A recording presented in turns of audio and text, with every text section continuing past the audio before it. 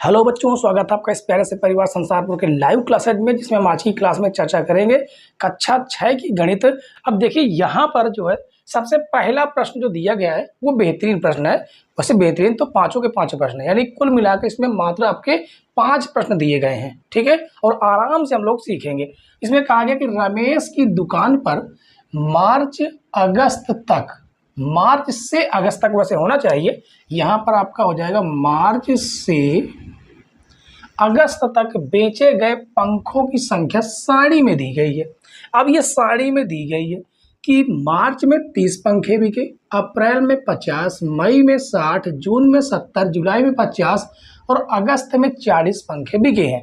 कहा गया आंकड़ों को पिक्टोग्राफ द्वारा प्रदर्शित कीजिए जबकि एक पंखा बराबर 10 पंखे हैं। पिक्टोग्राफ का मतलब होता है कि आपको आकृति बनाकर उसमें समझाना है। ठीक है, अब जैसे मार्च में कितने हैं 30 पंखे, तो एक पंखा 10 पंखों के बराबर है। एक पंखा जो हम बनाएंगे, जो इस प्रकार हम पंखा बनाएंगे, देखिए हम इस प्रकार से पंखा बना देते हैं, ये मात्र इतना ही करेंगे। ठीक है, ये मान लेते हैं पंखा है, ये क्या है, पंखा है। अब ये एक पंखा जो है 10 पंखे के बराबर कहा गया है, और हमें कितने पंखे बनाने होंगे, मार्च में 30 पंखे बिके हैं, तो हमने एक पंखा बनाया मतलब 10 पंखे बन गए। अभी एक पंखा और बनाते हैं तो ये आपका बन गए 20 पंखे। अब ये आपका बन गया 30 पंखा। समझ गया कि नहीं? ना समझ में आ रहा हो तो ये जो संख्या दी गई है 30, इस 30 में आपको इस 10 का भाग दे देना है, तो आपके पास बचेगा 3, यानी आपको 3 पंखे बनाने होंगे। ठीक है, किसमें, मार्च में। अब ये 50 पंखे हैं, अप्रैल में 50 पंखे, यानी कि 50 में 10 का भाग देंगे तो 5 पंखे निकल के आएंगे, यानी यहाँ पर हमें बनाने होंगे कितने पंखे, 5 पंखे। 1 2 3 4 5। ठीक है, इसके बाद मई में 60 पंखे, यानी यहाँ पर 6 पंखे बनाने होंगे, तो ये हो जाएगा 1 2 3 4 5 6। ठीक है, जून में 70 पंखे, और 70 में आप 10 का भाग देंगे तो 7 पंखे भी निकल के आएंगे, यानी यहाँ पर हमें बनाने होंगे 7 पंखे। 1 2 3 4 5 6 7, ये बन गए 7 पंखे। जुलाई में 50 पंखे, यानी हमें 5 पंखे जुलाई में बनाने होंगे, तो ये हो जाएगा 1 2 3 4 5। ठीक है, अगस्त में 40 पंखे हैं, अब 40 में 10 का भाग देंगे तो 4 पंखे आएंगे, यानी हमें 4 पंखे बनाने होंगे। 1 2 3, ये रहा 4। ठीक है, तो बस यही है आपका पिक्टोग्राफ, यानी कि पिक्चर की माध्यम से हमें क्वेश्चन को सॉल्व करना था। एक बार इसको देख लीजिए, इसकी स्क्रीनशॉट ले लीजिए। ना समझ में आया हो तो आपको कमेंट्स बॉक्स में जरूर आपका आंसर हो कि आपको कौन सा चीज़ नहीं समझ में आया है, आपको उसको और बेहतरीन तरीके से समझाने का प्रयास करेंगे। ठीक है, तो चलिए प्रश्न नंबर 1 के बाद हम लोग सॉल्व करेंगे प्रश्न नंबर 2। क्वेश्चन नंबर 2 देखिए, क्वेश्चन नंबर 2 में कहा गया कि किसी सप्ताह के विभिन्न दिनों में बेची गई घड़ियों की संख्या नीचे दर्शाई गई है। ठीक है, जिसमें कि ये आपके प्रश्न हमने पहले लिख दिए हैं और ये आकृति हमने बाद में बनाई है। ये आकृतियों में आखिर है क्या, ये घड़ियां बनी हुई हैं। सोमवार को कितनी घड़ियां बेची गई, मंगलवार को, बुधवार को, यानी सप्ताह के सारे दिनों में बेची गई घड़ियों की यहाँ पर चित्र बने हुए हैं, और एक घड़ी 1 के बराबर है। ठीक है, चलिए सबसे पहले देखेंगे यहाँ पर प्रश्न में क्या कहा गया कि चित्र देखकर निम्नलिखित प्रश्नों के उत्तर दीजिए। पहला प्रश्न है, किस दिन बेची गई घड़ियों की संख्या अधिकतम है। तो किस दिन है, आप देख सकते हैं सबसे ज्यादा मंगलवार में देखेंगे कितनी है, 1 2 3 4 5 6 7 8 है, और यहाँ पर शुक्रवार में दिख रही हैं 1 2 3 4 5 6 7 8, यहाँ भी है, और रविवार में 1 2 3 4 5 6 7 8, यानी यहाँ पर 3 दिन आपके आते हैं। तो यहाँ पर पहले नंबर में हम उत्तर लिखेंगे। उत्तर क्या है? एक मंगलवार। तो यहाँ पर लिखेंगे मंगलवार। अच्छा, यहाँ पर संख्या पूछी गई क्या? किस दिन? अच्छा, दिन पूछा गया, किस दिन बेची गई गाड़ियों की संख्या अधिकतम है, यानी मंगलवार हो गया। ठीक है, हमें दिनों की दिन ही पूछा गया कि कितने, कौन कौन से दिन। तो मंगलवार, शुक्रवार, ये हो जाएगा शुक्रवार, और उसके बाद एक है आपका रविवार। तो यहाँ पर आ जाएगा रविवार।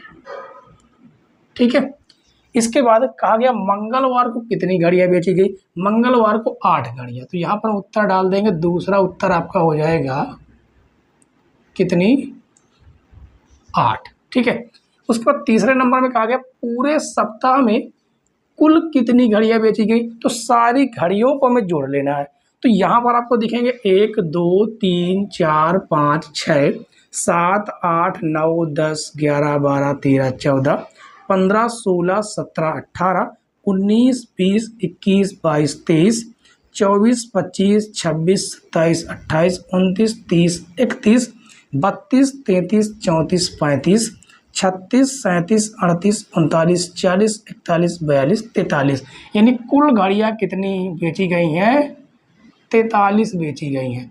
आप चाहें तो गिन सकते हैं और चाहे तो सभी को जोड़ लीजिएगा। ठीक है, ये माइनस नहीं है, ये आपके माइनस नहीं कि आप माइनस समझ लें। चलिए, अब उसके बाद चौथा प्रश्न देखें। चौथे प्रश्न में क्या कहा गया? यदि एक घड़ी 200 रुपये में बेची गई हो तो रविवार को कुल कितनी रुपए की बिक्री हुई? तो रविवार को कुल 8 घड़ियां बेची गई हैं। तो यहाँ पर लिखेंगे उत्तर, रविवार को बेची गई 8 घड़ियां। 8 घड़ियों में एक घड़ी का मूल्य कितना है? 200 रुपये।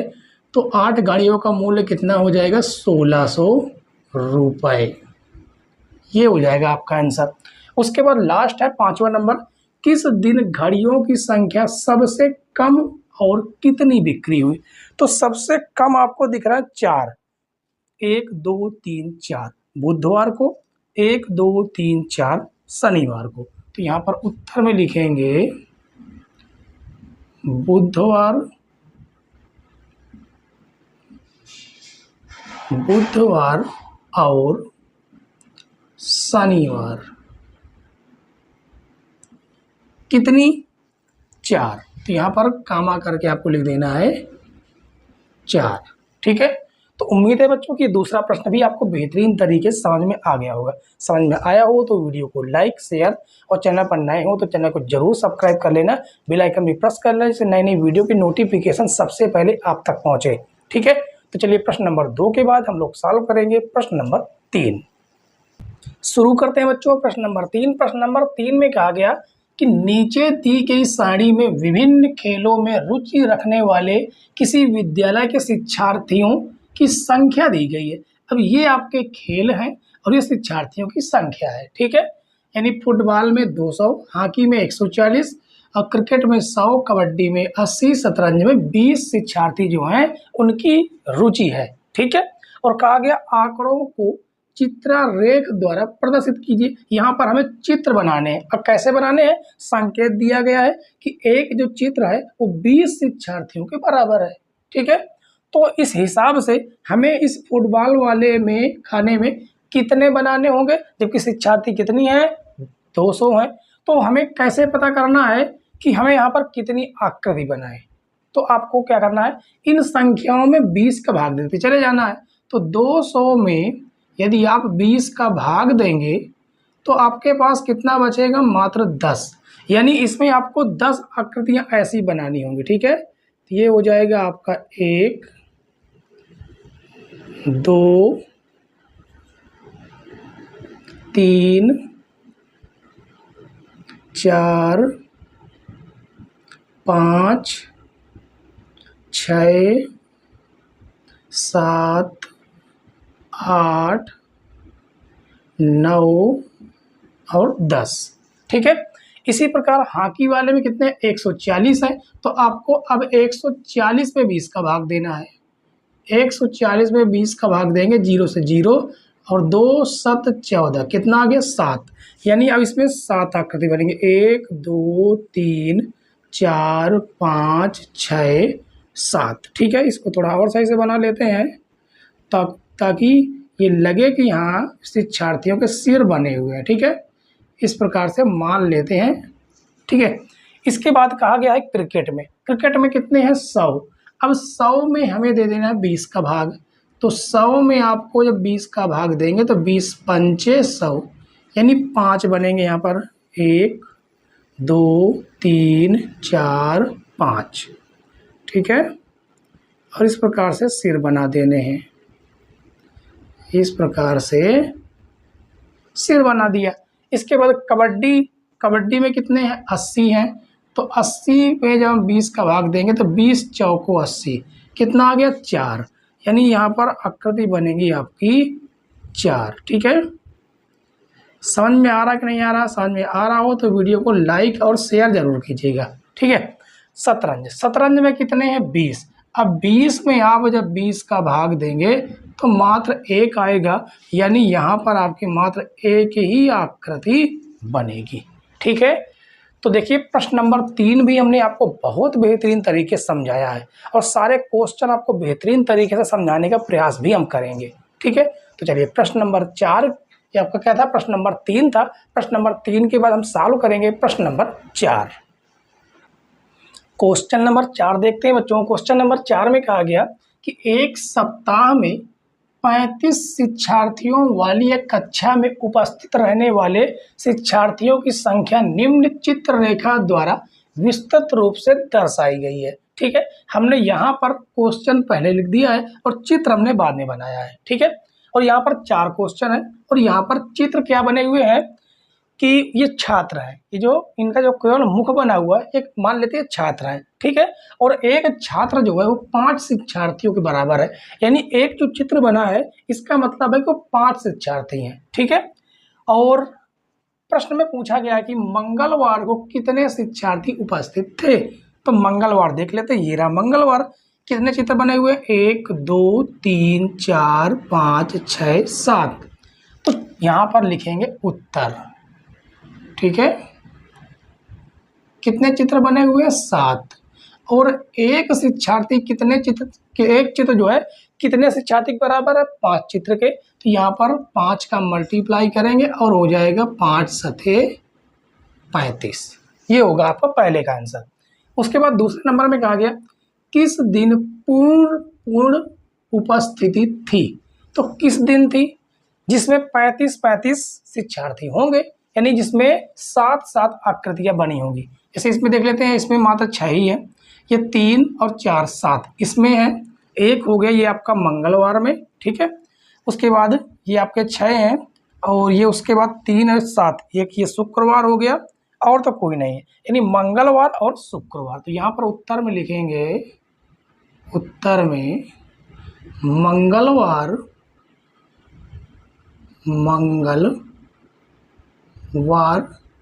कामा शुक्रवार।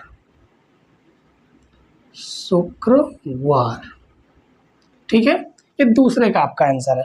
इसके बाद तीसरे प्रश्न में कहा गया किस दिन सबसे कम शिक्षार्थी उपस्थित थे। तो सबसे कम दिन ये रहा जिसमें मात्र 3 ही आकृति बनी है, यानी 3 आकृति हैं, एक आकृति 5 शिक्षार्थियों के बराबर, यानी 15 विद्यार्थी थे। किस दिन, शनिवार के दिन। तो ये हो जाएगा तीसरे का आपका आंसर शनिवार। ठीक है, उसके बाद चौथे में कहा गया बुधवार को कितने शिक्षार्थी उपस्थित थे। बुधवार को देख लेते हैं, 1 2 3 4 5। तो उत्तर में लिखेंगे 5 तो आकृतियां हैं जिसमें से एक आकृति 5 शिक्षार्थी के बराबर, यानी 5 बचा हो जाएगा 25 शिक्षार्थी थे बुधवार के दिन। ठीक है, तो उम्मीद है बच्चों कि चौथा प्रश्न भी आपको समझ में आ गया होगा। समझ में आया हो तो वीडियो को लाइक जरूर कीजिए। ठीक है, और कमेंट्स बॉक्स में अपना उत्तर जरूर टाइप करें कि आपको समझ में आ रहा है कि क्वेश्चन नहीं समझ में आ रहा है। ठीक है, तो चलिए प्रश्न नंबर 4 के बाद आज की क्लास का लास्ट क्वेश्चन देखेंगे, प्रश्न नंबर 5। प्रश्न नंबर 5 देखिए बच्चों, प्रश्न नंबर 5 में कहा गया कि विभिन्न वर्षों में एक विद्यालय के शिक्षार्थियों की कुल संख्या निम्नलिखित सारणी द्वारा प्रदर्शित है। ठीक है, ये आपके वर्ष दिए गए हैं और ये शिक्षार्थियों की संख्या दी गई है। एक संकेत दिया गया कि एक संकेत जो एक मानव की आकृति जैसा है उसकी जो वैल्यू है वो 100 विद्यार्थियों के बराबर है। ठीक है, यानी एक संकेत जो 100 विद्यार्थी लेकर एक चित्र रेख बनाइए और निम्नलिखित प्रश्नों के उत्तर दीजिए। ठीक है, तो सबसे पहले जो है हमें इसको बनाना है। तो 2000 में कितने विद्यार्थी थे? 400। हमें कितने संकेत बनाने होंगे? एक संकेत कितने के बराबर? 100 के बराबर है। तो आप इस 400 में 100 का भाग देंगे तो कितना आएगा? 4 आएगा। आप चाहे तो देख सकते हैं कि इस 400 में हमें 100 का भाग देना है तो कितना आपको आ जाएगा? 4। यानी इसमें आपके 4 संकेत बनेंगे, 1 2 3 4। ठीक है, इस प्रकार से आपको संकेत अपने कॉपी में बना लेना है। इसके बाद 2002 में 5 संकेत है, 500 विद्यार्थी हैं, तो इसमें जो है 500 में 100 का भाग देंगे तो कितने संकेत निकल के आएंगे? 5 संकेत निकल के आएंगे। ठीक है, 1 2 3 4 5। 2004 में 700 है, 700 में 7 का भाग देंगे तो 7 आ जाएगा। 1 2 3 4 5 6 7। इसमें इस प्रकार की हम आकृति बना देंगे जो कि मानव आकृति जैसी प्रदर्शित हो रही है। ठीक है, इसके बाद 2000 किसमें? 6 में 600 है और 600 में 6 का भाग देंगे, 100 का भाग देंगे तो 6 संकेत आ जाएंगे। ठीक है, 1 2 3 4 5 6। तो इसमें भी हम मानव आकृति बना देंगे। ये स्माइल वाली मानव आकृति है। ठीक है, देखिए अब 2008 में कितने हैं? 800। 800 में यदि आप 100 का भाग दें तो आपके पास कितना बचता है? 8। यानी यहाँ पर हमें बनानी होंगी 8 आकृतियाँ, 3 4 5 6 7 8, और इसमें हम मानव आकृति बना देंगे।